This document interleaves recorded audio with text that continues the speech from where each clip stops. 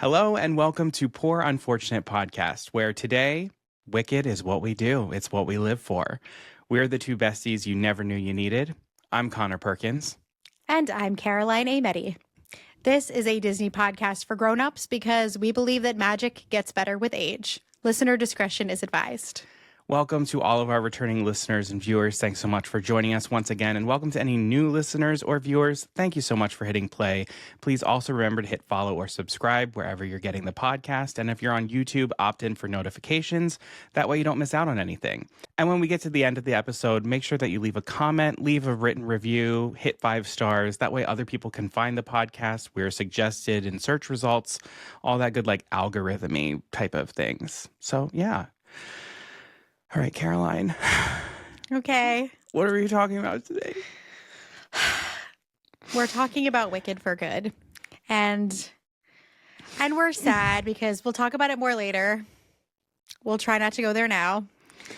But this very much feels like the end of an era of our lives. And so we're very sad about it. But before we get there, we have to gush about this movie. And so that's what we're going to do for the next probably too long. But for those of you who are into this, this is for you. For the next clock tick. For the next clock tick. We are here for you because we are obsessulated. My God. Just like we did last time, first of all, if you didn't listen a year ago to our first Wicked bonus, Wizamania, you can totally catch up on that. But just like we did last year, we'll give you a little bit of a rundown of how we consumed Wicked for Good this past weekend, and what we have to say kind of about, I mean, we saw it multiple times. We'll talk about that and kind of our thoughts on the formats we saw it in, the ways in which we consumed the movie in relation to Wicked Part 1 and all of those. So let's start there. So, and also spoilers will be ahead. Oh my God. So, I wish I had the fabulous fan that Tori from the Oz vlog has. Maybe this could be spoiler. I mean, this whole thing is going to be a spoiler. So just like, if you don't want to be spoiled, and I really, just like we say with a lot of other things, I really recommend not being spoiled. Like, even if you're like, I'm a casual Wicked viewer, it's not a big deal. Just go see it first. You don't need to hear us talk about it first. The story. Like, we were both very familiar with the musical, and I wanted as few spoilers as possible for this because any iteration of it is going to be new. There's going to be new things. There's going to be it's not just what happens, but it's how they do it that is interesting. So all the people out there who are like, how can there be a spoilers? Like, everyone's having, I'm like, because we don't know how they're doing it because no one's made a Wicked movie before. Yeah. So be kind and considerate with your spoilers, people. Spoilers ahead. This is it. Turn back now. Okay. So much like we did last year, Connor and I saw Wicked together 3 times opening weekend. Mm-hmm. And then we each saw it a 4th time with our families. And I'm going tomorrow morning at 9 a.m. You are? Yes. Hell yeah. Hell fucking yeah. I have at my corporate job, long story, but I'm in charge of like the music leading up to the big company-wide meeting, and I like made everybody listen to Wicked this month. And the number of Slacks that I logged back into on Monday of people being like, did you see Wicked? Like, I saw Wicked and I want to talk about it. That fixed something in me that needed to be fixed. So that was amazing. Yeah. Exactly. Now I have done what I needed to do. So we kicked off. We decided to do Wicked basically the same way we did it last year because no notes, really. So our first viewing was IMAX, which I feel like was the right choice. And because I'm me and slightly psychotic, I made sure that we booked the same exact theater and the same exact seats that we were in for Wicked Part 1. Yeah. And I think that was the right choice. It felt like a full circle-y kind of moment. The one thing I think we both did say, though, is I wouldn't change it. But sitting in the same seats and having the same, viewing experience as the first time set us up to fail is too strong of a phrase. But that's not what I mean. But this movie is so different from Part 1 that we couldn't have known that we weren't going to replicate the experience of seeing the first part. Yeah. Because they're two they're all one story, but they're two different films. Very different. Yes. So I think, obviously we loved it. We sobbed. We were overwhelmed. it was. We handed out tissues. Yeah, we handed out tissues. If any of you are here listening or watching because we handed out tissues and you were at our IMAX performance, thank you. We're so happy we shared that experience with you. It was a good audience. It was like the audience was in it. But yeah, like our bodies were tensed for the entire 2 hours and 17 minutes. It was like really overwhelming. We talked about it till 3 a.m. in the Times Square Raising Cane's. Yes, we did. And then we were ready to go do it again the next day. So then the next day, we saw an afternoon screening in Dolby, which I will say last year when we saw it in Dolby, I was like, okay. This year, it was incredible. And then seeing it in other formats, including like basically regular format later in the weekend, I sensed the difference immediately. Yeah. That was great. And then we closed out our 3 viewings together with 4DX. Yeah, baby. There's just no substituting the 4DX experience of Wicked. For the fog alone, but for another very specific part. Should I just start talking about it now? Let's just start talking about it real quick. So jumping ahead, we have a light structure for this, you all, but it's light. We have a lot to talk about. We'll talk about like the moments that we can't stop thinking about, which this is definitely a part of for me. But spoiler. In As Long as You're Mine, which is, coming from somebody who like needed it to be the world. I thought it was incredible. And so like truly, if it's coming from me, that's saying something. The seats, like the bottom part of the seats vibrated. And literally before it started, I was like, all I really want is for As Long as You're Mine. I'm like, I just want the seat to like thump on my butt while it's happening. And then it did. I really had a moment where I was like, I'm in public. Like, what is happening? The seats were boom, boom, boom, boom, boom. But then there was also just like a light, like, boom, boom. Yeah. So needless to say, we recommend in 4DX. And it's funny because some of the, with the flight and a lot of the more intense, like the tornado, so much of it in 4DX is so intense. And that was our 3rd viewing in like 24 hours. And I was like, I'm tapped out, right? Like, I'm not going to cry. This is more of like a sensory experience. It got me every time. I think, honestly, my last viewing, the 4th viewing, it got me just as hard as the first one. Yes, me too. Like, I think I had like a curve of like slowly like getting better. And then it just like, yes, this last one, I was no good. Yes. So we parted ways. And then I saw it in a showcase theater. It was we were in the special theater. I think it was called RPX. Oh, yeah. So I saw it in RPX, which I really enjoyed. But Connor went and saw the double feature. I did. I saw, but it wasn't like the official double feature that's coming out to movie theaters. It was a double feature at my local drive-in theater. So lucky enough in Maryland that we still have a drive-in, and our drive-in theater screen boasts the largest screen in the United States. So I watched the double feature of Wicked and Wicked for Good. Oh my God. And I have said this on Threads. I will say it until the day that I die. I cannot impress upon everyone enough that this is how these films were meant to be seen. You can, of course, watch these films by themselves, but why would you, when watching them together unlocks both parts in a way that I can't describe it. This is, I think, one of the finest representations of duality in film I've kind of ever seen. The amount that both films reference each other in the cinematography, in the production design, in acting choices alone, it's completely insane. Camera work, the Defying Gravity camera work during the Just You and I Defying Gravity, where it's going around the two of them, and how that mirrors the exact same thing that happens when they're singing For Good together, and the camera work is exactly the same. The duality of the shots of both Elphaba walking out onto the balcony of the Emerald City attic tower and Glinda doing it.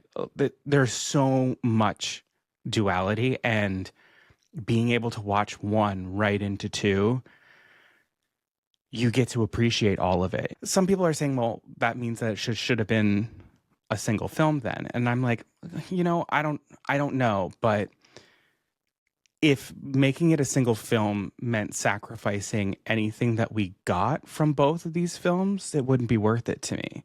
Absolutely agree. I wouldn't cut anything from the first film, just as I don't think I would cut anything from the second film.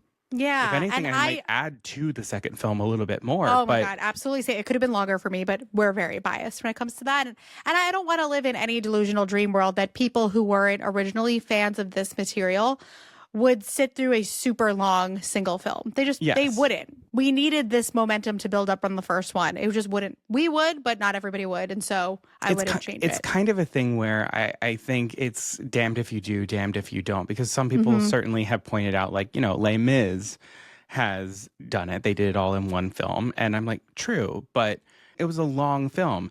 But we've also seen like a film like Into the Woods, where that's a 2-act musical that they put it into one single film, and I think it was actually to the detriment of the film, because it took such a drastic turn, which most musicals do in their second act. Act one is usually a very complete story that is, about discovery and then making choices and all of that sort of thing, and then act two is about the consequences of those choices. So, I think that there was no right way of doing this. And I think that with what they chose to do, splitting this into two parts, I think ultimately it was the right move. And watching them together certainly is the way to do it, because any complaints that anyone might have, myself included, about pacing issues in the second film, which I've heard from a lot of people, I can respect. Those pacing issues are almost completely resolved by watching both films together. Like, insane. I'm sure that there's nothing we will say in this episode that like other people aren't saying, but I think it is worth repeating that this is the continuation of the same story. When people text me and ask me, how was it? First of all, I'm not going to tell you, because I just like want you to form your own opinion. I also, basically, unless they like cut all of the songs, I'm always going to think it's amazing, pretty much. But also, the one thing that I do say to people is just remember, it is a continuation. It is the fallout of all of the decisions that these characters made in the first movie. And interestingly, you just never know, because I'm like, and I feel like at first I was like, that's something that maybe people who are, really, really big fans of the musical like we are can appreciate the most. And by golly, my dad has seen it on Broadway. He hasn't seen it on Broadway since 2005. It's been a really long time. He liked part two better. I am seeing a lot of people who are enjoying part two more than part one. And he was like, I loved it. It was way better. I was like, wow, you just never know. You never know. It certainly, if you're looking for one of the parts that has the emotional weight, like more emotional weight, obviously part two is where you're going to want to be. But yeah, I think the mindset in which you go into this film is very important. Knowing that it is a continuation of the same story as opposed to a true sequel. But like even us going into this, we had both watched the first part the day before and then went into this, and the time between even watching part one and part two, you can feel that length of time. So yeah, again, as much as possible, I would recommend doing a double feature, because yes, that is how it is intended to be seen. I also, for both of us, this movie got better every single time too. Yes, that was another thing. I highly recommend seeing it multiple times. Look at us. We're insanely biased. But like I said, we went to Raising Cane's and we talked about the movie until 3 a.m. And there were some things that were like, wait, but what about we weren't picking it apart, but we were just like, huh? Yeah. It's just so, I mean, it's a very emotionally overwhelming film, but also once shit starts to get moving in the latter half of this movie, it is nonstop, and you're processing a lot of things at one time. So there was one moment that we viewed completely differently, that we interpreted in opposite ways. And it took a second viewing for us to actually understand what was happening in that moment. And we are two people who know this show by heart. So, and there are also other moments that have been left intentionally blurred and ambiguous about how it's there, so that each time you come to it, depending on what you are bringing to it, something new will be revealed, or there will be something new for you to take away, which I think is one of the most beautiful things about live theater. And I think one of the things that is very, very difficult to capture or retain from changing live theater into a film performance. And I think that they have that ability for every single time you watch it to be slightly different. It does feel like every single time I watch this film, it is slightly different. The structure that we have set up is that we are first going to talk about the changes that were made for this film and how it differs from Act 2 of the Broadway musical. I'm sure that will kind of meander into the other main thing we plan to discuss, which is just like, what are the moments from this film that are just like living in our heads rent free and always will. I'm sure there will be some overlap there, but just so you know, that is going to be the main structure of this episode, because we could definitely go beat by beat. And maybe one day, if we ever set up a Patreon, we'll just go beat by beat through this film and we'll talk about it. You never know. But we'll kind of use the changes that were made for the film as our jumping off point of this discussion, and we will go from there. Well, I think a great way that we can segue into it is just overall, I think that Wicked for Good, for better, for worse, regardless of what you think, is extremely faithful to Act 2 of the musical. I came away being like, that's Act 2. And Act 2 of the musical, a lot of people are like, it kind of doesn't make as much sense. People will say like, oh, it's kind of messy.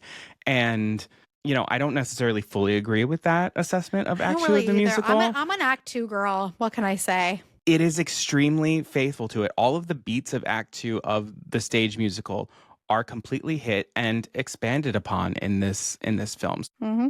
Let's talk about some of the things that are differing from it.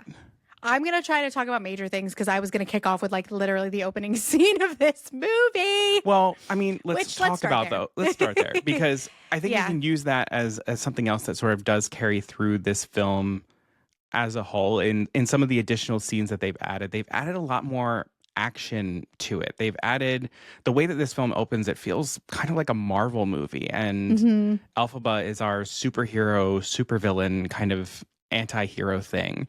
And honestly, I think what it does is it really grounds us into the stakes of what is happening, especially with the time jump, because there is a 12 tide turn time jump, which is done in the voiceover. So that's a year, where in the stage musical, it's 2 to 5 years. And I keep hearing different things. Even like someone online is saying that John M. Chu said it was longer than a year. No, Dana Fox just did an interview and she was like, no, it's a year.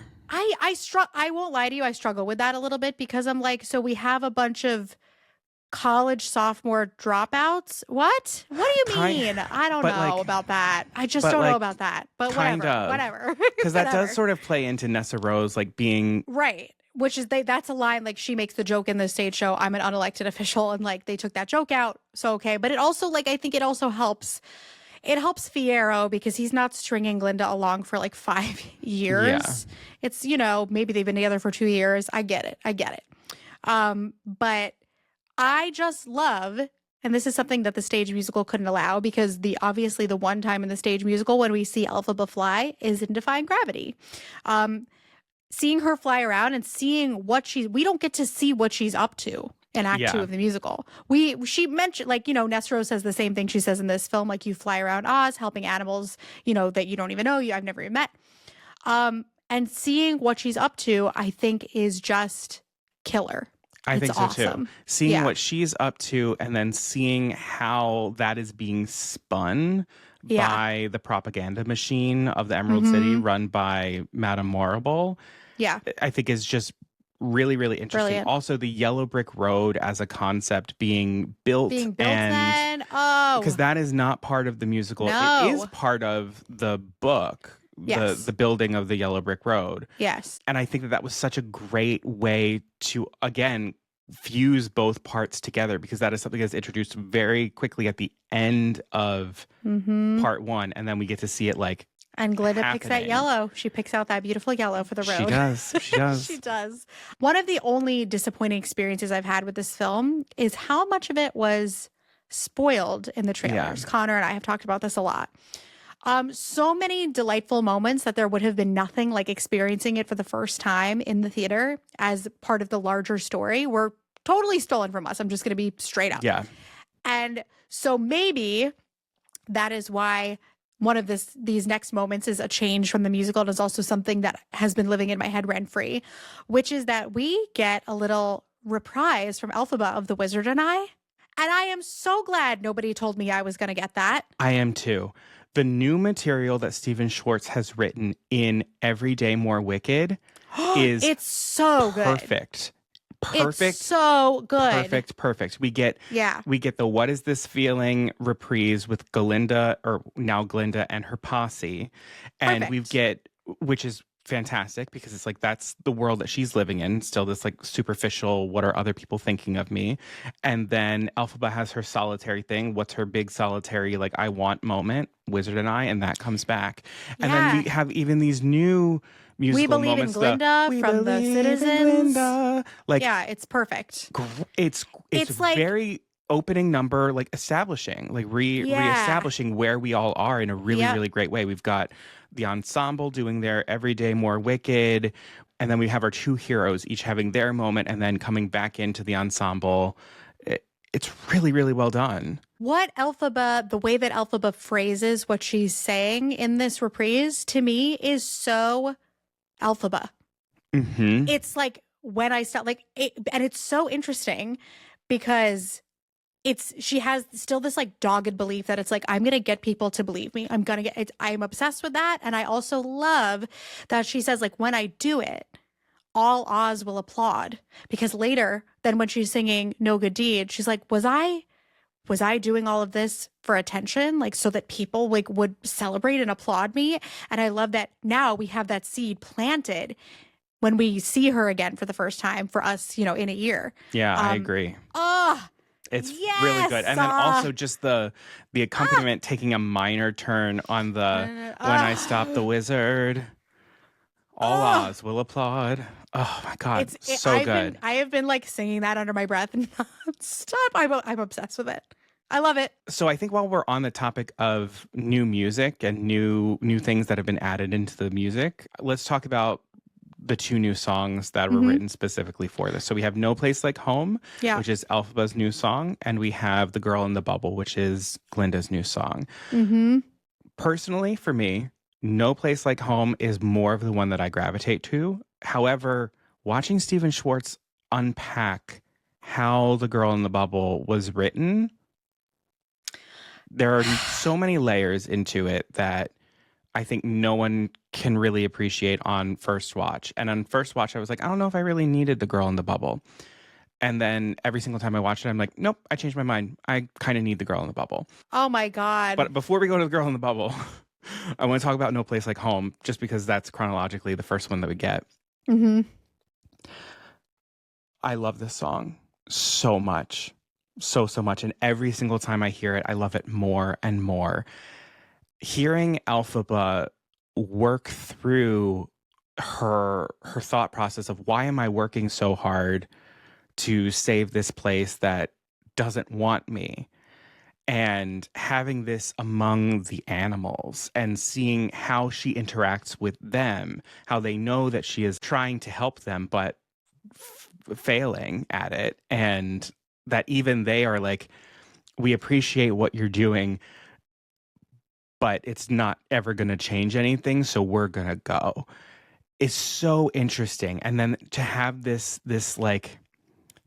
opening part of it, which is, much more free-flowing, very contemplative, turn into this sort of like anthem of, say there's no place like home because this home belongs to us too. So inspiring. And also to know that this was written years ago. This song was written years ago, and it feels so top of mind right now. It's just, it really is, I feel like, such a great resistance anthem. And it's so interesting to me how I've read people say online of the song. So like, oh yeah, you know, plot and character development wise, I didn't need either of these new songs. And I'm like, hard disagree. However, I might feel about where it stacks up in, like I said, I'm a huge Act 2 lover. I know people think all the bops are in Act 1. I mean, there are so many bops in Act 1, but I love the Act 2 songs. Here's the thing. I think there are more bops in Act 1, but I think all of the songs that carry the most emotional weight, they're in Act 2. Far, far and away. And like 2 of my favorite songs ever are in Act 2. So it's like very, very weighted for me. When I first learned about these songs and I knew what they, first of all, just tell me that we're going to have the phrase "no place like home." I'm bought in. Which there are some people out there who are already criticizing like using "no place like home," and they're like, if you're going to bring that in here, like there's certain things, whatever. And no, I'm like, disagree. No. It's just supposed to be also when Elphaba goes and visits Nessa. Yeah, Nessa's like, what are you doing here? And she says, there's no place like home. Yeah. Like, so let's not act like this phrase is divorced from the musical. It's been there from the beginning. Right. 100%. So stop. I think if Elphaba is going to get another song in Act 2, it simply must be, why am I doing this? It has to be like, what?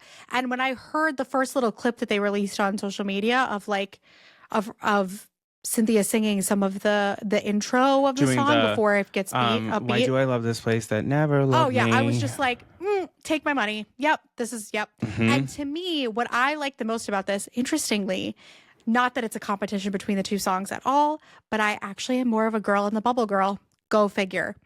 What I love about this is it feels so like this is coming from Cynthia's Elphaba specifically. Mm-hmm. Like, it feels just because that's another thing. It's for her voice. It's for her voice. It's for her voice, but it's also for the Elphaba that we are telling in this story because we get to, in a film, see her interact with the animals in a way that we don't get to in the stage musical. Now we've got so many so many Dulcibert. We've got a bunch of these animal characters that are so present, and then to have Dulcibert return and be the catalyst for how this. Thank God. Oh my Another God. thing. Thank God that wasn't spoiled for me. Thank God. Because I am obsessed with Dulcibert. with Dulcibert. I'm obsessed with Dulcibert. And yes, it was just so, I didn't know if she was ever going to come back. And yes, just having, and her, the last thing that she says to Elphaba being like, because I know you're going to keep fighting because I know you. I haven't changed. Perfect. Listen, people. Perfect. And you know what? I have to tip my hat to Dana Fox because a lot of these expanded moments were because of her. She was looking at the script and was like, I feel like we could use something here. Like, I feel like we having that outside eye, having somebody else. I was going to say, like, and then to have people like Steven Schwartz and Winnie Holtzman who are so game for it and are like, yes, it's the perfect combo. That. It worked so well. I love the fact that Dana has talked about hoping that her relative inexperience with Wicked would be an asset, and I think it just has been beyond. I think it was. The fact that when she was offered the job, she hadn't seen Wicked and she couldn't really because it was the pandemic. So she like watched a lot of like slime tutorials and stuff. I think that's part of it too, is it's like, you know, we can sit here, having not been a part of the creative process of the film, any of us can, and be like, oh, well, it's so obvious. Why didn't they call back to this? It's because we're removed from it. We're not lost in the sauce the way that these folks need to be to give us the incredible material that they did give us. And there is so much in Wicked the book, in The Wizard of Oz, in The Wizard of Oz, the book, that like it's impossible. That like it's impossible. I don't know how someone who is in it that deep can be removed enough to give us a script that is this good and so specific and charting these sort of like heartbeat moments of both of these characters. Because that's the other thing is they've really arced this in such a way for both Glinda and Elphaba that they truly are our 2 heroes moving us through this. 2 heroes going about things in very, very different ways. And how they are together in a way that I don't think the musical really does. The musical is very firmly like, this is Elphaba's story, and Act 2, Yeah, there's Glinda not enough falls to the time. background. Yeah, and it's just so interesting to think about how in the book and in the original workshops of Wicked the Musical, Glinda was a side character. So the evolution of what she has become is fascinating to me. To the point where right now Gregory Maguire is writing, He's writing Glinda. A Glinda prequel for Yeah. And on that note, same thing that I said before. Absolutely. If now it is the journey of these two women, of course Glinda needs a come to Jesus moment. Of course that's what her song would be. When people really try to say, and I've actually heard the case made more against Girl in the Bubble being useful plot and character development wise, I could not disagree more. Of course in this story, Glinda needs to sing through the realization that something has got to give. Because that's our convention. That's how like, our convention of a musical is we sing through these hard moments. And for her hardest, like one of her hardest moments, of course she's going to sing through it. There's no doubt in my mind that The Girl in the Bubble works as a song emotionally for the character. I think if any, and I think it works great where it is. I think if there's anything in my mind that I would do is I would want to see The Girl in the Bubble moved just a bit after where it currently hits, after the Madame Marble scene where she's told to shut up. Like, I would love to see Glinda just sort of like... That's interesting. Just sort of like putting her toe just slightly out, testing the waters, getting this huge blowback, and then making the choice to work through everything and then to pop the bubble. It's almost like she's pushing against the bubble for the first time. She gets the blowback, and then now she's like, I gotta pop this thing. I feel like that's where I want it. I would actually leave it where it is. And I've said this to you 100 times because I can't stop thinking about it. And I said to you after we saw the movie, I was like, I think all we need is an intro before she catches herself in the mirror. That to me feels like the middle of the song, or at least the beginning of the meat of the song. And lo and behold, I found it online. There was an intro. There was an intro, and it said exactly what I feel like it needed, which is she's looking at the mob, she closes the doors, and she has like a couple of lines of like, okay, like I can keep doing what I've been doing, and I can pretend that I'm not seeing this. Like I can pretend this isn't happening. And then you look at yourself, and you're like, no, I can't. Boom, that's perfect. Perfect. And like this song is really becoming, it's got me good. It wasn't even the first time. It got me good. Folks, every single time she is weeping through this. Weeping. It's that overhead shot. The overhead. Coming down. Alice Brooks. My God. The cinematography for this film, incredible. Oh my God. The Panavision lenses that they've done for this film that were crafted specifically for Wicked and Wicked for Good that have never been used in any other movie ever. It all works so well. It does make it feel dreamlike, but then the cinematography work in The Girl in the Bubble is exquisite. It is absolutely exquisite, and you know that it's good because lay people coming out of the theater who don't really pay attention to cinematography are like, oh my God, that scene. How did they do that? Yeah. And it's like, it was her and a doll and a lot of rehearsal. And I think that's the thing about so much of this franchise. We can call it a franchise now, right? I mean, it's one story, but this franchise in so many facets, from direction to cinematography, design, all of it, performances. These folks are at the top of their game, and they make it all look way too easy. We don't even realize. That's what I so agree with you, because that's what I'm realizing. They make the impossible seem like a given. Yeah, like the fact that Ari is running in real time to make an entrance just like she would on a stage.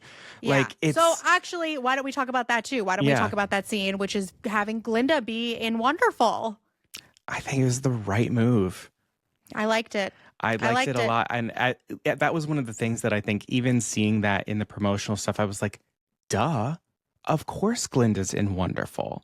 And then I think the addition of the scene that John was like, we need to have a scene right before, if Glinda's going to be in Wonderful, we need to have a scene before. And I think Dana was another person who was like really instrumental in that. And she was like, if these are our two heroes, they're spending way too much time away from each other. So we need to get them back together as soon as possible to show how much they're missing one another before we separate them again. And having that scene of Glinda's wedding night and Elphaba showing up and moving the dialogue of the "we can't all come and go" by bubble. I know. From being a retort to something that is charming between the two of them. Mm-hmm. That scene. Okay. First of all, obsessed with Glinda is alone, getting ready for her wedding, except for her. People are like, oh, except for her animal friends, her animal servants, her animal servants. Okay. Amazing. Love that. The fact that she has the popular flower, the pink popular flower, and then she takes it before she greets Elphaba. And then that exchange when Elphaba's like, careful your dress, and they're just looking at each other and you see them be like, holy shit. Especially Elphaba, you see it on her face of just like, damn, and like, we're in what are we completely doing? two different worlds. We live in two completely different, like, what do we even have in common anymore? Almost.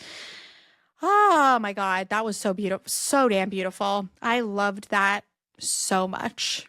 Cynthia, I can't right now. We'll talk about it later. Because I'll never stop. Cynthia, a titan. It really makes me so emotional. She says such like a beautiful job. Yeah. With like, man. She had literally we're talking about it now. Sorry, we're talking about it now. Cynthia Erivo had the impossible task of taking one of the most iconic fairy tale characters, iconic film characters, iconic Broadway characters, and mixing them all together and then putting it through the eye of a needle for a film performance, which is a completely different other thing, while also putting her own spin on it. And she sticks the landing every single time. And never mind that it's one of the most difficult things in musical theater. Yes. And then she's doing actual flying and stunts on top of it. If we're talking about people making it look too easy, Cynthia Erivo is the one who makes it look 100% too easy. This is a role, yes, of course, on in one day on set, they're not performing the entire musical, of course. But this is a role that the actors who play Elphaba have to live like monks in order to make it happen. And it is, I don't even think it's a performance that can happen 8 times a week. Like, that's why the standby, like, I think just like Christine and Phantom, I think Elphaba should have a full-time alternate, but that's another story for another time. But Cynthia is singing and acting that material on a film schedule. She was sleeping for like 5 hours. It's not even human. It's not even human. I don't actually know how she pulled it off, especially with a character like Elphaba. And oh my God, it's really like her and Adina are my dream Elphabas. I've talked to you about this 100 times. My favorite Elphabas. And this isn't something that is 100% attainable in the Gershwin Theater in New York. It's not attainable. I love a stoic Elphaba. They're my fave. Yes, I completely agree. That's my flavor of Elphaba. That is my favorite. And it's crazy because it's not even like, same with Adina. It's like, stoicism is the best word I can find, but it's not that, because both of their Elphabas feel deeply. Yes. Deeply. And I love how often Cynthia allows herself to shed tears and hasn't made Elphaba cold-hearted or even overly. She's not surprised by a lot. Like, she's hurt, but she's not surprised by the way that she's treated and what goes down. And I love that.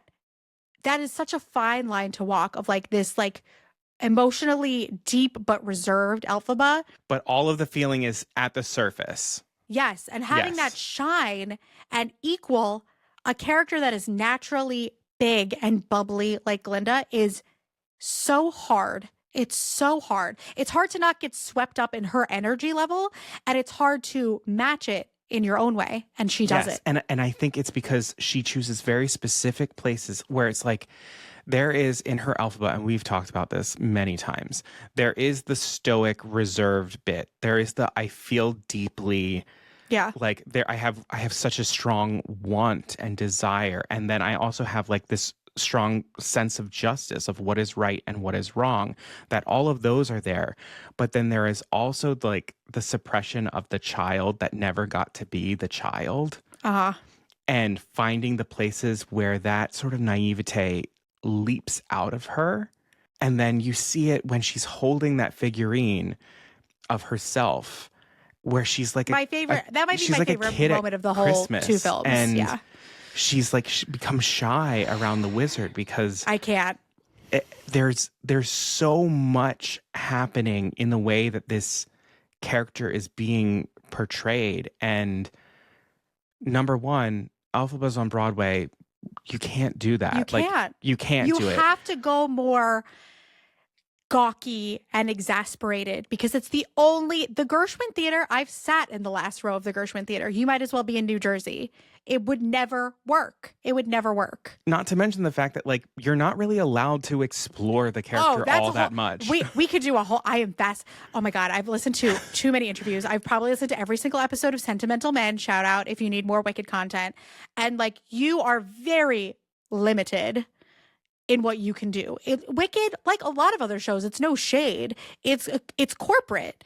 They've got to keep it running and keep it consistent, which is also a union issue. And so you can't go out there making up riffs you want to do, making out of the box. You can't do it. Yeah. So obviously we're dealing with two completely different animals here. And it's so funny how like, I know that as someone obsessed with Wicked, I know that, but how it took me a minute, speaking of seeing this multiple times, for a moment like As Long as You're Mine. As Long as You're Mine is the center of my universe. I mean, I don't even think I'm exaggerating. No. As Long as You're Mine it's a core island of one of my, it's an island of blue diamonds on a green field. Yes. It was like our Wi-Fi password when we lived together. Like, As Long as You're Mine, I don't even know how to describe it. Elphaba and Fiyero are like my ship of all ships. As Long as You're Mine is one of my favorite songs ever.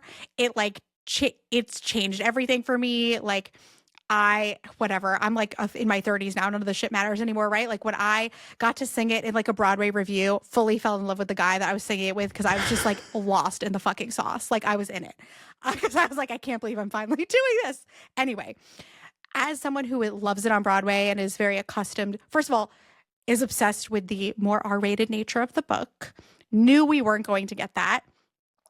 On stage, it's very steamy. It's just a lot of feeling each other up, looking into each other's eyes. Yeah, they're all over each other. Love over each other. Hands. Yes. And I never thought too deeply about how it was going to happen on film, because I'm like, John M. Chu's got this. Whatever. I never thought about the fact that like, yeah, it can't even be super similar, because you can't stare at each other and touch each other for 4 minutes on film. And so I'm talking about this because Cynthia's Elphaba moves so seamlessly into that song. Because first of all, when Fiyero is like, I'm going with her, and both Glinda and Elphaba say, what? She like whispers it. You almost can't even hear it, because she is in such disbelief, because it is something that she has always wanted and never allowed herself to even like imagine could actually happen. Yes, and to the point where they're walking away, they're alone for a minute, and Fiyero is clearly trying to already kiss her, which I'm obsessed with. They haven't even gotten out of the palace, and he's like, let me get some of that. And she like just keeps going. And she like puts distance. And then the dichotomy, I was watching John M. Chu talk about this scene. Me too. I could listen to him talk about this scene where he was talking forever. About how active Elphaba is in her lyrics of like, kiss me too fiercely, hold me too tight. And he's like, but how do you build tension in that? He's like, you can't come out of the gate. He's like, you can't do that. He's like, so to then take that and pull her away from it and make that an introspective thing of, these are the things that I want. It just highlights the piece of Elphaba that we were talking about, of where she wants so deeply, and all of those things we can see in her, but she's not letting other people see it. And it's leaping out. Their first moment of closeness happening in the mirror. First of all, Second of all, no. Second of all, I mean, it makes so much sense. They're not even on each other. Like they're like he's just like in her, he's just like in her hair her. and I'm he's like, just smelling her. I'm like, they're not kissing or anything. Like, nope. But it makes so much sense to me why, again, partially because I'm sure right to the left of this mirror are the propaganda posters that she's saved. It makes so much sense to me. People are like, well, Elphaba's just walking away from him. It makes so much sense to me. She's confronted with her reflection and what everyone else says about it. And then there's this guy who she loves behind her feeling it and she can't believe it. Like, I don't blame her. Yeah. And it's just like, I need a minute. And that's literally what she says. She says, I need help believing you're with me tonight. Like it's almost just like you're picking a different piece of the of her lyric to influence the song. You're all lying. Okay? If you're trying to tell me that you haven't had a moment with someone that you're really into and you want to get down and you're like, I'm going to like change to the outfit, but I can't bring myself to like fully do this because I'm scared. Yeah. And it's also like, I have a bunch of like cringy things in my house. Let me just take a step back and see how they're reacting to the things. Right. Give her a minute, okay? And also, let's talk about the fact that, and I'm sure that different Elphabas have different opinions about this. It seems to me like she's maybe never done this before. So, like, pardon me if she's not, like, immediately all over him, even though she wants to be. And even though I want them to be. But part of what I enjoy in media is, like, the possibility, the yearning, the restraint, the tease. Like, I have learned a deep, deep lesson, and I thank you, John M. Chu. Like, thank you. I don't need everybody to be making out at all times to be like, this is it. And I then, because it is allowed to build, I think my favorite part of the song, it probably would have been them flying, but that was spoiled so early on. And let me tell you, of marketing giving us too much. We didn't need it. You guys, if I had seen them float together for the first time seeing the movie, I would have passed away. I would have lost my shit. And I'm kind of sad that I didn't get that. But I love then, because it has been allowed to build, when they finally start walking out of the treehouse together before they float, the joy and like the grins on their faces and like the abandon for a minute, because we're not in like deep, like sexy territory. They're just so happy for a moment. And God, we need that in this movie because it's all downhill from there. It is all downhill. And then they end kneeling in an homage to the Broadway show. I mean, what more? Could I always get more of this? Always. But like in this context and in this rating and in this film, what more can I ask for? Delivery of the laugh into the it's just for the first time I finally feel wicked, which is such a trap of a line in the stage, like, because it has such the ability to fall in a false way and just feel like you're saying the name of the thing. And the fact that they're kissing and then like they both laugh and like Fiero's laughing too. He's like, what? Like what? It was perfect. And honestly, it was perfect. And I had talked to Connor about this line before we saw the movie. And I was like, Connor, like I need this line to be perfect. And he was like, it's going to be. It's going to be perfect. And as soon as she said it, you grabbed me. And I was just like, yes, they did it. They did it because it felt like such a tribute to the way that Idina originally did it. Hers was so much like that, of just like because laughing and being it's this private moment. Yes. And it's kind of that thing of like, when you are comfortable, when you are with someone that you trust, you indulge yourself those moments of like kind of cringe. And that's what she does, where she's just like, I'm letting it out. I'm letting someone else see the deep feelings that I have, however ridiculous they might even be. Yes. And the build of all of it into that, really, because, you know, Elphaba and Fiero don't get a ton of time. And in this version of the story specifically, more so, even though a lot of it is the same from the stage show, I think in this version of the story specifically, you really need to believe that this is true love between the two of them and they must be together. Otherwise, her leaving Glinda in the relationship we've created in this film just doesn't make total sense. And I think because this song was allowed to build in that way and she was vulnerable like that at the end of it, you're like, I've seen this relationship grow over the course of 3.5 minutes. These are two people that need to be together. And I would also just say, like, having seen the double feature of it, you do get to appreciate how much more Fiyero and Elphaba have together, like little moments that they have together that solidify this being like an actual love, from the scene, from their introductory scene to the little moments that they have in Dancing Through Life of like he sees her in the library and waves and she's just like over it. From and I'm like, from him that's in your Ozdust, That's from him in Ozdust witnessing her dancing to you've been Galindified, you don't have to do that. From the train platform, like they're people who are like, this romance feels like it's coming out of nowhere. I can kind of appreciate where you might see that if you're going in just to part 2, really not having a recollection of part 1. But again, this is a case for writing part 1 into this. It's fleshed out more than many romances that you get in cinema. And yet, I was thinking about how I'm like, I can't believe I'm still so obsessed with this pairing. I mean, I've been obsessed since like 10. I'm in my 30s. How does that even work? And I was thinking about like, when I was younger, I was definitely into the idea of like, it's like the hot guy, the nerdy girl, someone seeing you in a different way than other people see you. That was what resonated with me when I was younger. And then, as I'm getting into like my older teens, my 20s, I'm like, oh, forbidden love, obsessed.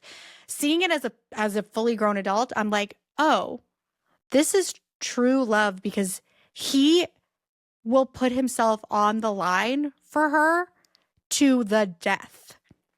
Yeah. He will give up every piece of safety, privilege, all of it in order to protect her, in order to have her. Yes. It's so good. It's so good. I'm so sorry. I think we need to move on from As Long As You're Mine, because otherwise we could probably do an entire episode just on As Long As You're Mine. I will never move on from As Long As You're Mine. Let's move on. Oh, well, let's talk about Nessa and Bach. How about that? And like Great. Wicked Witch of the East and all of that. Again, another thing that we knew was going to be different in advance, just because we knew that Marissa Bodie had a hand in changing the, Nessa's ultimate wish in the stage musical is I don't want to be in this wheelchair anymore. I want to be able to walk. That's going to fix everything. And Marissa Bodie's like, no, absolutely 10 out of 10. So I was always excited for how they were going to change that. And then again, we saw how they were going to change it in the trailer. The marketing materials. Yeah. Why? We didn't need to. Yeah, we didn't need that. Nope. Yeah. So we knew that was coming. It was still very enjoyable to find out that what she's looking for is to feel the way that she felt in school back at the Ozdust. I mean, relatable. That's relatable. And now everything that Elphaba does being so tied to not only gravity, but also the bringing in the very heavy and important theme of your heart's desire. Bringing it back. We touched on it in part 1 with Glinda writing, I hope you get your heart's desire. But now it's like, and this became a part of the conversation online as it pertains to the slippers, because people are wondering, okay, how is Dorothy going to get home? And it's like they're enchanted. Put it on and you can have access to your heart's desire. Love it. Yeah, I think that was so cleverly done. And I think the addition of a scene with her really taking the Nessa scene in the show and breaking it apart a bit, so that we see Bach and Nessa, we see him make a first ask to leave, and then we get to see some of the ruthlessness of Nessa Rose, which we don't get to see in the stage musical at all. Yeah, they reference it. They just reference it in a passing line. But you don't get to see any of the consequences of it. To see it and then have Bach at the train station, all of that interaction, then him back in her care, new costume and everything. I think that really beefed up her moment, hers and Bach's, in a way that was really, really meaningful, so that the trajectory of both of those characters, they just had a little bit more to arc, Yeah, and it's I think the other change that's interesting is what we established in part 1, which is Elphaba and Nessa Rose being adamant that people don't help Nessa Rose. She's completely she can do everything on her own. In the stage musical, part of the song of Wicked Witch of the East, Nessa Rose sings to Elphaba, "All of my life I've depended on you. How do you think that feels?" And obviously that doesn't work for this version anymore. So I thought it was really interesting that the change was Elphaba saying, but you don't want me to help you. And then her saying, but I do now. I do now. And honestly, the way that she says it, I'm like, because there's an anger to it, and the anger is directed at Elphaba, but also like at herself. If she had read it like, but I do now, you'd be like, oh, okay. But I love that she emphasized now, because it's also like, it's a little bratty. It's bratty. Mm-hmm. It's like, well, I do now. Which is something that is very true for that character. Even just like the way that she speaks to Elphaba, where she's just like, when Elphaba's like, I shouldn't have sprouted off like that. And she's just like, no, you shouldn't have. And like, she does it in a kind way, but like, even her, don't say another word about Glenn. Like she shuts her down. She shuts her down all the time. Yeah. In a way that it makes sense that this character would then get to a point where she's saying, I want help now, and you're not here for me. Like, what the fuck? And I would have been down with, it was perfectly fine as dialogue, but I would have been totally down with that being musicalized, kind of like a prelude to the rest of the song. But they kind of changed that to that night at the Ozdas. Yeah. Yeah. Because then that becomes the Wicked Witch of the East theme that carries through. And how, man, I know this music like the back of my hand, but one of the earliest pieces of the score that you could get online was Wicked Witch of the East, when she is floating. Didn't put two and two together that's the music from the Ozdas Ballroom.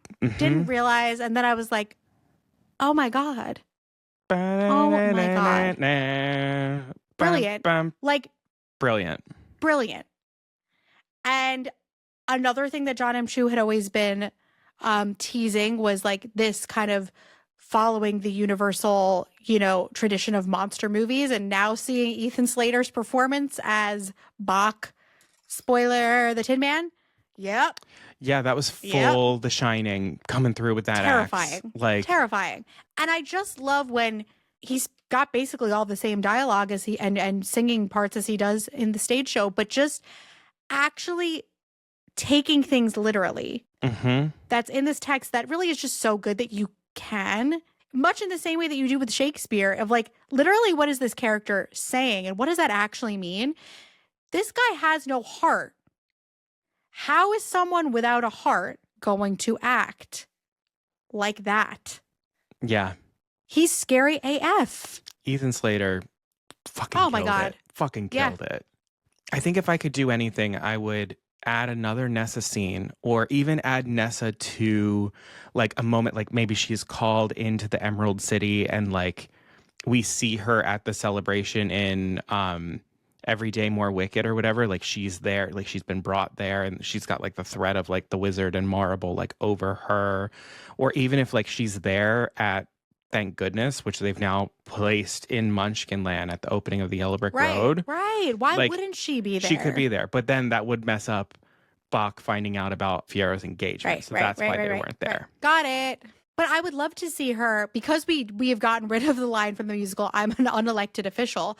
I would love to see her struggle with being forced to do this, feeling the pressure to go along with things to prove that she isn't like Elphaba. Like, that's good shit. It's good shit.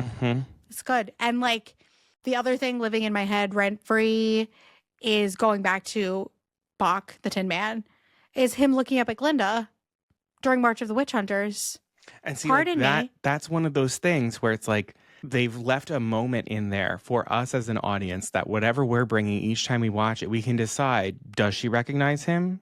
Does she not? Is there something in between where she's like, I feel like I know that guy. Yes. Is there something in him where it's like is he recalling what it feels like to have a heart in looking at her? Or is the way that he's looking at, does it feel nothing anymore? Is it just rage? Like, what?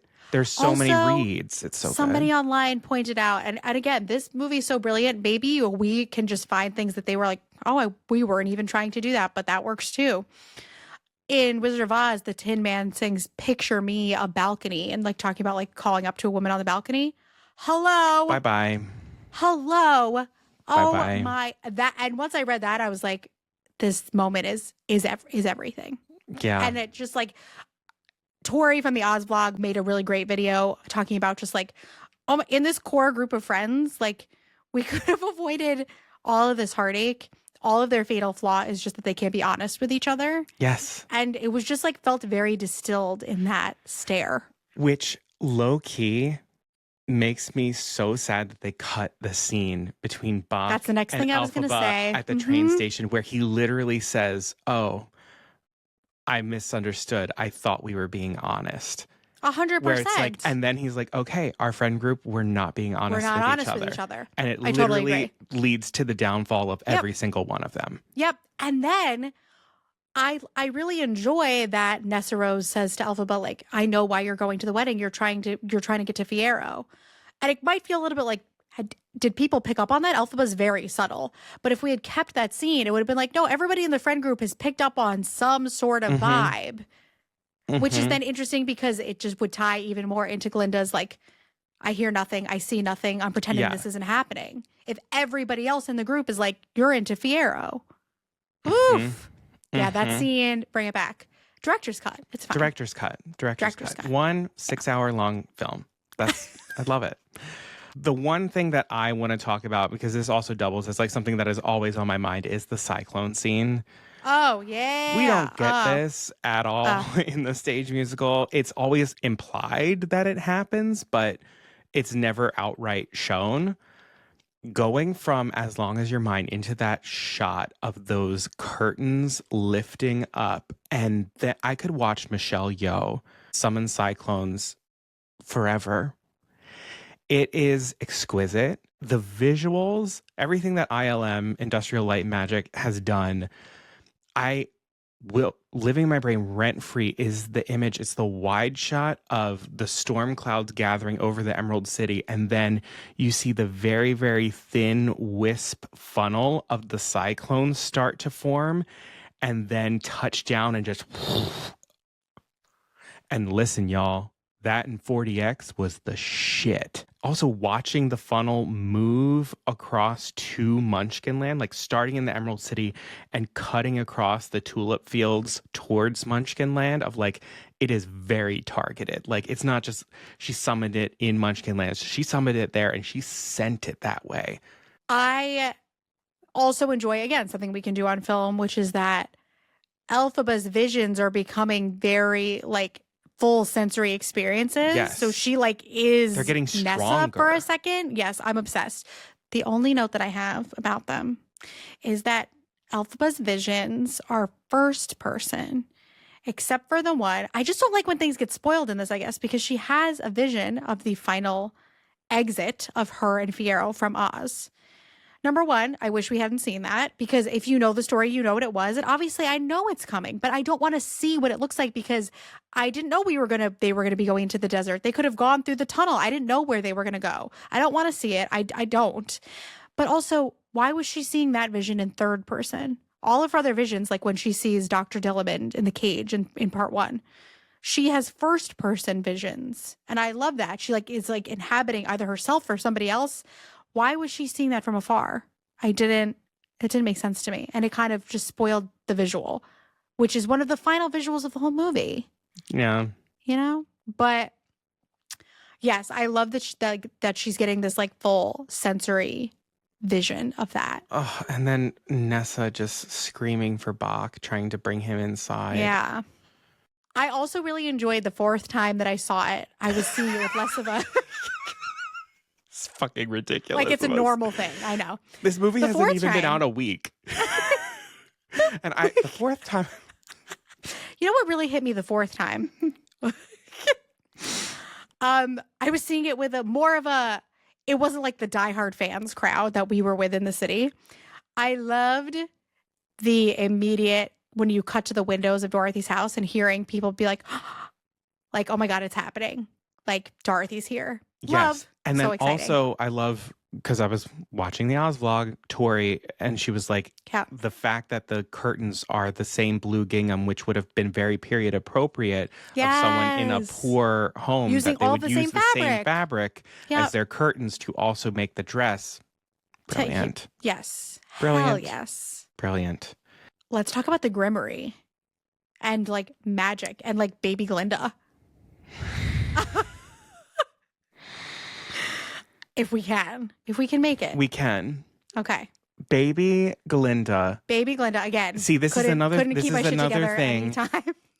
is another thing that you really appreciate in the double feature, in the duality of it, of how the flashback to young Elphaba happens more or less at the same exact time in the first film that the flashback to our other hero, young Glinda, happens in the second film. Mm-hmm. It, just like beautifully done, reveals some new things about the character. Again, things that I think a lot of Glindas on Broadway and the West End and national tours have tried to imbue into their Glindas or given their backstories to motivate certain things, but of this conditioning that she has received, not out of harm or any sort of ill intent, but from a parent who sees their child wanting something so much, but it's just not for them.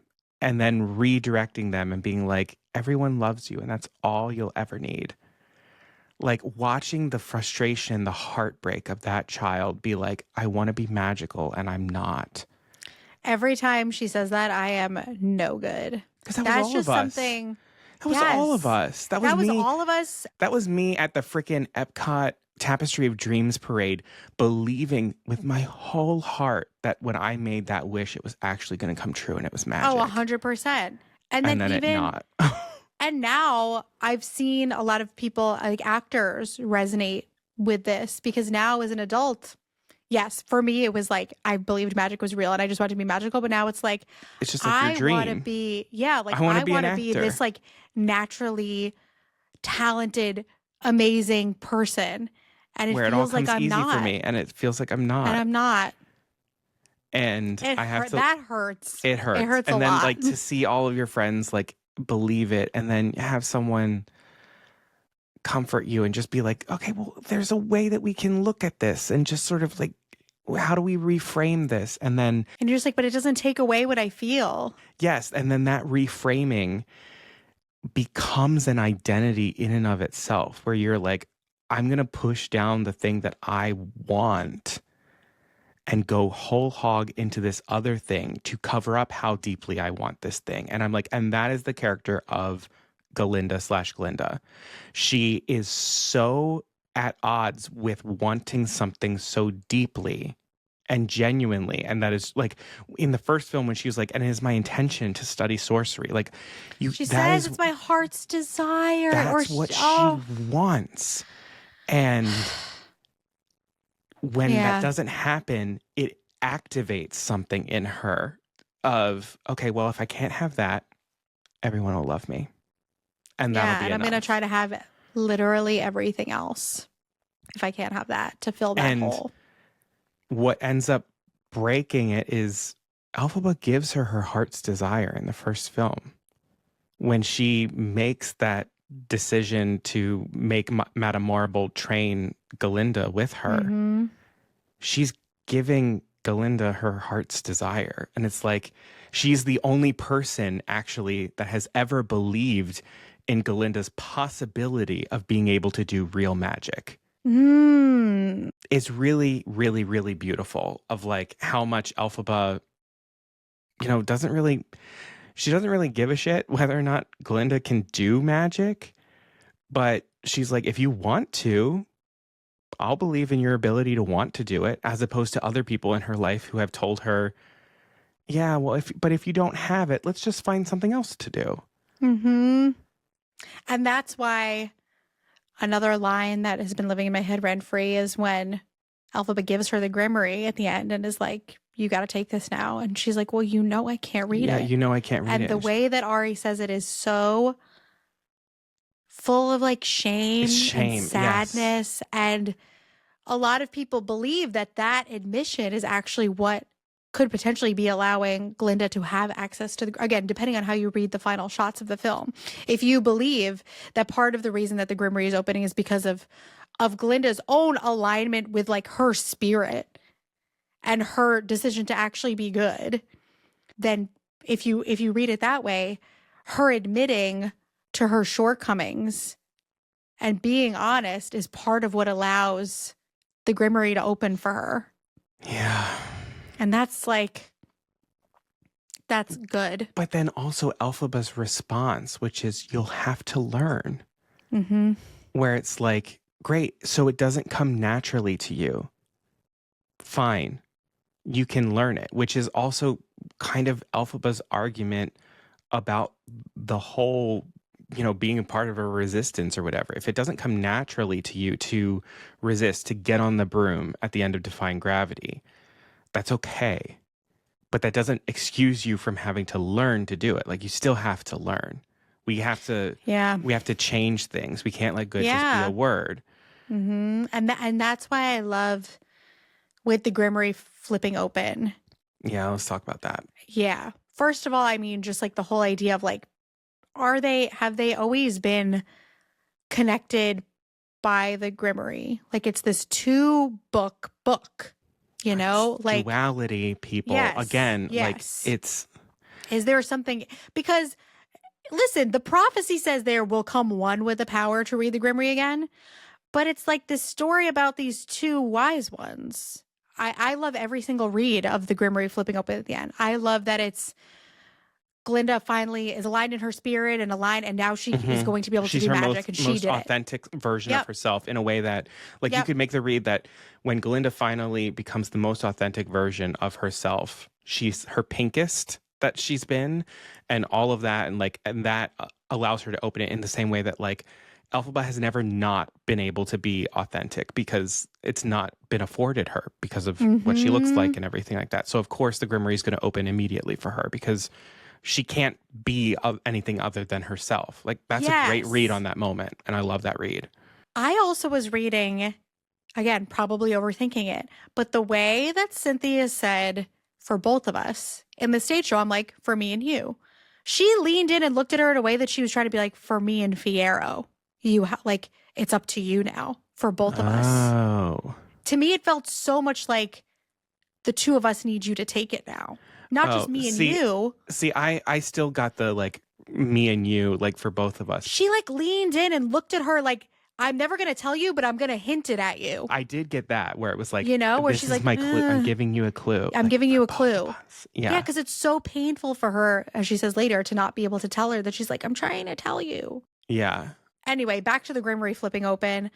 I love the read that it's like Elphaba is giving it over to her. I love that it's Elphaba being like, I'm trying to send you a message that I'm here. I'm okay. Yes. Yeah, I really like that one because there are some people who are like, oh, but there is no rainbow in the sky. No, the rainbow is in the sky when she's walking up there. You could say maybe the rainbow is Elphaba sending the rainbow because it appears in the western sky because the sun is setting, and that's the same place that Elphaba flies off to at the end of Defying Gravity from the same shot. And if Elphaba is on one side of the rainbow and Glinda's on the other, that means that Elphaba has gone further into the desert through the west of the Vinkus. So she left Kiamako and continued to head west. So you could say maybe the rainbow is Elphaba sending a sign, or you could say maybe the Grimoire opening is the sign. I like the thing because there's after the Grimoire opens and you get Ari's amazing sort of like shock and awe and so many emotions running through her face, where I feel like there's even a piece of it of her being like, I've never seen this open like this for anyone except Elphaba, like not even Madame. It's never opened on its own before for someone. I like that read. But then it's also justified by the way when it cuts back to Elphaba, she gives this sort of like smirk, like smile, and then turns back to Fiyero and walks off, like almost as if she did something. Yeah, because some people read it as like she did, and that was her being like, I'm disconnecting myself from it. Now she's got it. I'd like to believe that she can't ever and will always be able to communicate things. Again, this 2-piece book will always be able to do that. And then that was her moment of being like, you have to learn. Open up the book, girl. Get to it. You can do it. Like, you got to learn. You got to start somewhere. I like that read a lot. And I'm almost like, what if and I don't, obviously, like, Glinda not being able to do magic is a key part of the story. I don't believe that she can, really. However, who's to say that the rainbow doesn't come from her in some way? you know, like when she's feeling deeply. Because in both of the times that it appears, she's feeling deeply. She's wanting something so, so badly. Just like Dorothy so badly wants to go over the rainbow. What if it's just manifesting in a way that she doesn't even realize? Which she's so badly wanting Elphaba. She's so badly wanting to be able to do magic. What if she made the rainbow? But I do think one of the things that's really, really cool is if you look at what spell it opens to. God bless the internet. I mean, seriously, y'all. Seriously. Because the so good. People, I love them. I just love fans. On one of the copies of the Grimoire, I believe one of the notebooks or something, there's like an alphabet key of the symbols and the markings. Someone has taken that and they have taken freeze frames of different spells that the book has opened to and translated the spells. And y'all, they are fully they're not just willy-nilly. They all are full ass spells in English. The transformation spell of the flying monkeys. Oh my god. Oh my god. It's good shit. It's a good spell. Like where it's just good like shit. Yeah. But this is a healing spell. It has the two hands and it's a healing spell. And people confirmed it against this popcorn tin. God bless. God bless. Because the hands are in that one. Thank God. And it's a healing spell. It's like a spell of healing. And that could be heal Oz. That could be heal yourself. It could also be her showing the spell, because the other place that we saw the hands is in the Fiero spell. It could also be like, Elphaba this is what I saying, used I used this to save Fiero. God, ouchie. So many reads on that scene, and they're leaving it intentionally muddy and ambiguous this way. And I'm like, because all of these reads are valid. They all work. But I don't think it's any one thing. To say it's any one definitive thing, I think would do what everyone who made this film, it would be doing them all a disservice. Mm-hmm. I totally agree. Okay, so is that all of the new stuff that was added? I mean, probably not, but we just have to. We're going to keep going. What are we moving on to next? We've kind of touched it. Just moments that are living in our head rent free. What else? What have we not talked about? I have a couple of things, but I mean, I could go on forever. I mean, the big one is the closet. The closet. So, y'all, if you don't know this already, which I don't know how, but after they sing For Good in Kiyamoko, the most heartbreaking scene I think I've seen in like all of cinema. Rude. Happens. And they're hugging. Elphaba's crying. And then she kind of pats Glinda and is like, come on, come with me. And then she's like, no one can know that you were here. And she takes her into the room ahead of where And they run up the steps. And it reminds you of when they're running on the steps at the Ozdust. And you're like, what the fuck happened? Again, that's the duality, people. Yeah. Like, literally, it's everywhere. Yeah. It should be studied, and I probably will study. I'll write a paper about it. I don't care. We're getting our PhDs, yeah. And then she puts her in a closet. Elphaba puts Glinda in a closet, and she goes, you stay here. And then she whispers, everything is going to be fine. I love you. And then Glinda just like takes a beat and chokes back, and then she says, I love you too.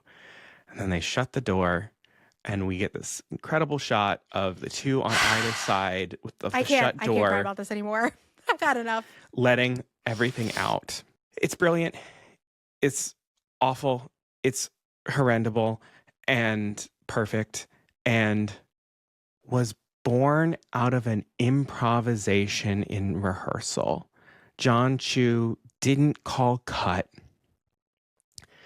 and just let Cynthia and Ari keep going. And they were so embodied into these characters that they did this whole thing and mimed this door shutting and this moment. And he's said in interviews already where he's like, it was like some sort of divine thing. Like God was showing me something that needed to be in this film through the two of them.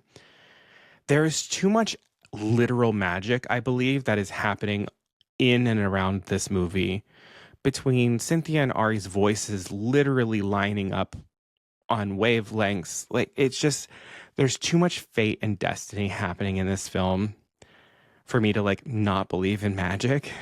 and it's kind of like the best. And whew, I'm gonna start crying. And like what we need, like this movie makes me believe in magic again, because magic isn't something that is unattainable. It's created, and it's created by people who care deeply.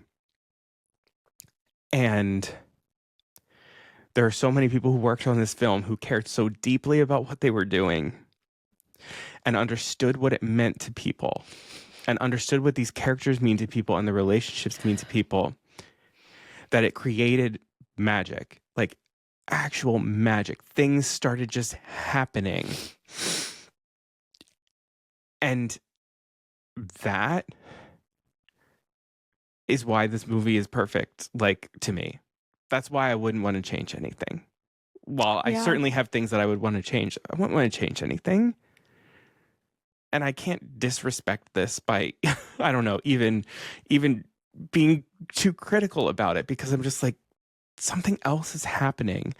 And that's kind of been true of the musical itself always, is like, it didn't win the Tony Award, but something else and something more meaningful was happening with this. And there's a reason why this show is still playing on Broadway. There's a reason why The Wizard of Oz is a story that we continue to tell. Whatever happens this award season, it almost doesn't matter, because it's not about the awards for this story. We got something better. Like, we got magic, and we got hope. And that's worth something to me. All right. Fuck you. Now that I finished preaching. Fuck you, bitch. So that's the closet scene. I mean, that's living in my head rent free. Well, I agree with everything that you're saying. And that's how I feel. I mean, I feel exactly the same way. And like, just having that, the final shot, be an homage to the Broadway poster, it's just like, I'm gonna lose my shit. Girl, me too. Girl, me too. I know that, like, my experience and your experience, like, I know that we're not having like individual, like unique experiences with this, but it just means so much to that. Yes, whatever. Like, we're all such huge fans of it. We'll always have things that we can think of. We'll always have things we can point out. But to know that this finally made it to a film and it was done with so much love and care is like it's so important. And like, I don't know, just like in a time when it's like, and I think like Cynthia and Ari have talked about this when it comes to like even like the press tour, like in a time when it's so cool not to care. This is just totally like blown that apart. And I'm so grateful for that. And what we were talking about earlier, where it's like what Tori from the Oz vlog said of like, they cared about the fans. And they cared about the fans. They didn't have to.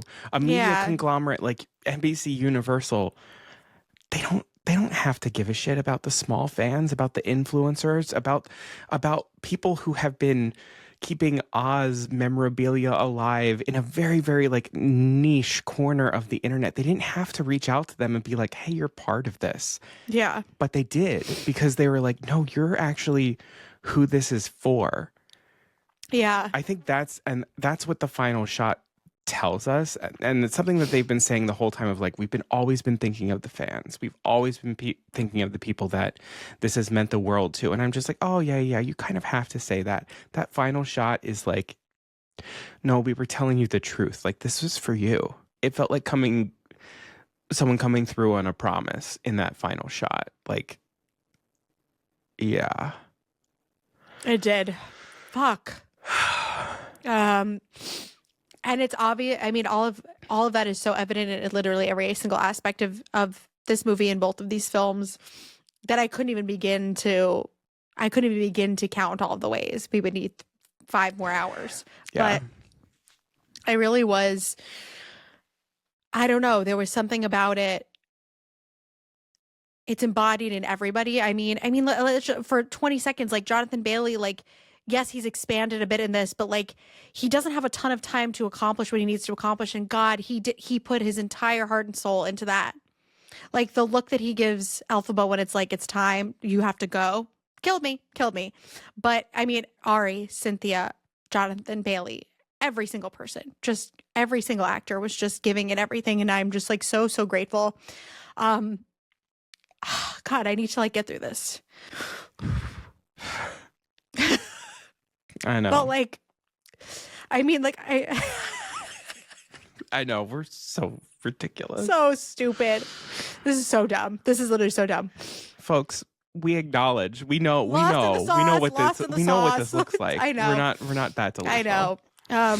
I mean, both of these characters, all of these characters mean so much to everybody, but I mean, Elphaba especially just like means so much to so many people in so many different ways. And like the way that like Cynthia, I feel like held all of that, but also like didn't, and was like, I can't hold all of that, and I'm here to like do what I need to do. And like thinking about the fact that like she was performing No Good Deed alone on like an empty soundstage, and like the whole thing got CGI'd in after, and like the place that she had to go to do that, I'm just like, that is why I want to do this. That's why I want to be involved in this. It's like people summoning like the most concentrated version of their humanity with their imagination is like, that's magic to me.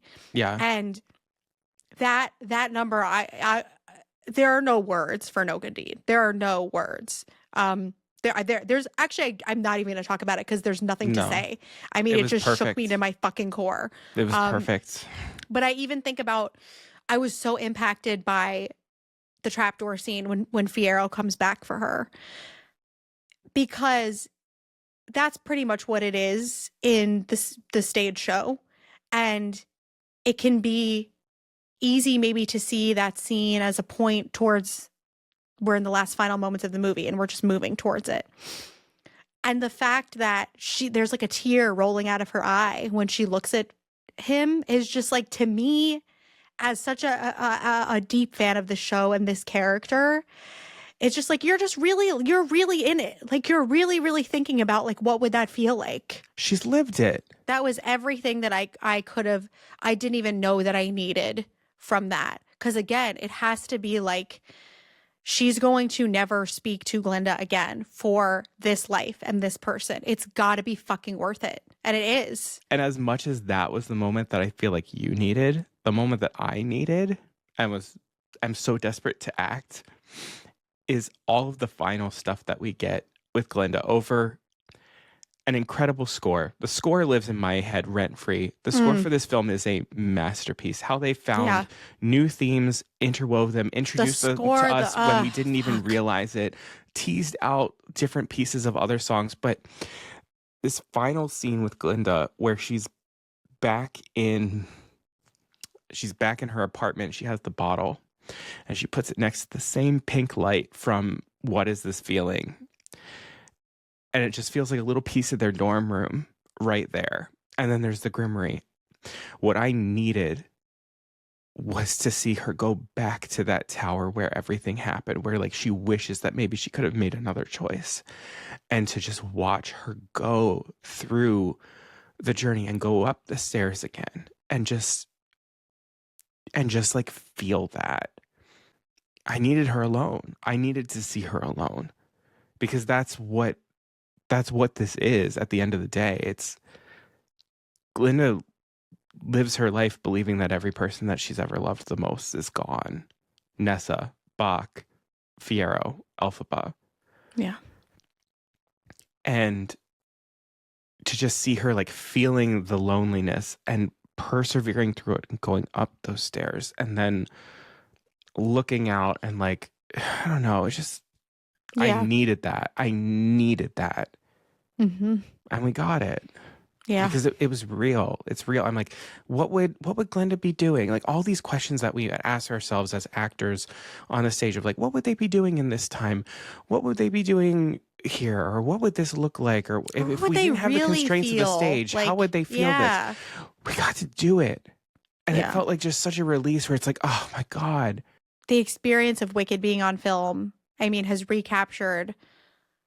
I remember clearly the day that I saw Wicked for the first time. I didn't sleep the night before, and I remember it had not been spoiled for me yet. So when the fucking scarecrow came out and knocked on the floor, I was like, I left my body. I was like, what's happening? Yeah. And this film experience, because of like the new things and the surprises and the care, has allowed me to recapture that feeling, feel like a kid again. And it's funny, like, speaking of those last moments with Glinda, how crazy is it that when we got the first moments, the first images from the film, that's what we were seeing. That's what we were seeing. We were seeing the last moment of both films. Yeah. And thinking about that really, I guess, to move towards wrapping this up, which is so sad, but like, it's been something that has gotten us both through a lot. And I know that that's the case for so many people. And I know that like this part of it's got to end. But Wicked never ends. No, it doesn't. I got this poster the first time I saw Wicked. I was 10 years old. I literally have lived a whole ass life. I'm a grown fucking woman. And this means the same thing to me as it always has. And like, it always will. We've just, like, as you can see, like, we've had so much fun buying the merch. Like, pull up your water bottle. We've got the Owalas. We got the Owalas. We got the Cake Worthies. We got, like, the cups. The Munchkin tin, like the Advent calendar, the glitter tin, jersey, the candles, the candles, everything.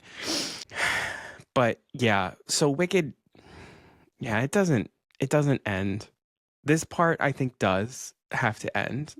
It's genuinely like, it is sad. I know it's so theater kid and but it really is like, things have to end to have meaning. It's so special that for us that it was like tied to this period in our lives, which is like, even though 1 year has passed, this feels like the point in their lives that Elphaba and Glinda are at in for good, of like, oh, we're in the real world now. And like, to have been able to like grow up with this in that way and like see actors around our age doing this I feel so grateful that we are like that they're our age. They're our age. Yes. Yeah. To see that Ariana Grande was us seeing this show. Yeah. And now she gets to do it. Yeah. I'm like, she feels like all of us. Like, seeing her do this, it feels like all of us. And that's one of the things I keep having when I watch For Good, is I just keep seeing in my brain, it becomes meta for me, where I start seeing a younger Ariana Grande and a younger Cynthia Erivo. And I just like, I want to go back in time and I want to tell them and be like, it's you two. It's you two. Like, you get to be the ones to do it. And like the Ari who got offered the role, who says, I'm going to take such good care of her. And I'm like, I want to go to that Ari and be like, you did. We all loved it. We loved you. Wicked doesn't end. I think it just changes. And correct. So speaking of things that are going to change for Wicked, today, funnily enough, we finally got some confirmation from Variety. They're officially reporting that Universal, Stephen Schwartz, Winnie Holtzman are actively looking into ways to continue on in the Wicked Oz universe. Not moving forward with Elphaba and Glinda's story per se, but something that is adjunct to the story. So I'm excited to see where the end of this era leads into a new era of Wicked and what that looks like, and being able to go into that blind, because we have no idea what it's going to look like. And in some ways, that's just as exciting to me. I cannot express what a gift it has been to be able to be a fan and to really, I mean, as a performer, there's always parts of you that are like, God, I wish I was in that film. God, I wish I was in that show. Like that sort. And I don't have that with this, because I am just so, I'm so lucky to be able to witness this Yeah. And that's enough for me. And that doesn't happen often as a performer. And that's been such a gift. But I think the biggest gift of all has been to share this with you, Caroline. Like, just like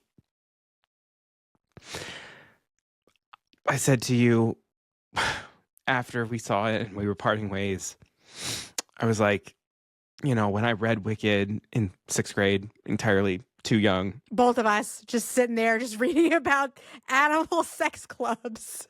And when I started falling in love with the musical, there were people who certainly liked it who were around me, but I couldn't find anybody who got it, who was like understanding it in the way that I was. And it wasn't until much later when I found you that I was like, finally, like you're the person. And to be able to share this with you has been like the honor of a lifetime. Like, I'm so lucky. So lucky to have my Act 2 Alphaba, Act 1 Glinda to my Act 1 Alphaba, Act 2 Glinda.